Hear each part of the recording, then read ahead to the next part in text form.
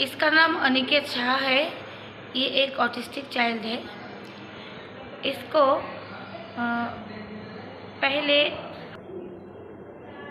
गम के ऊपर कागज़ चिपकाना नहीं आता था।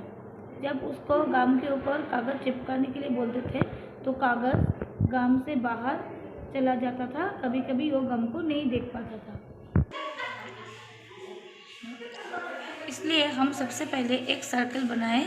सर्कल के ऊपर छोटा छोटा ऐसा डॉट्स दे दिए कलर से, और ये कलर के ऊपर हम लोग गम को लगाए ताकि गम कलर की वजह से थोड़ा सा हाईलाइट हो सके। अभी अनिकेत अच्छे से गम के ऊपर कागज़ चिपका सकता है।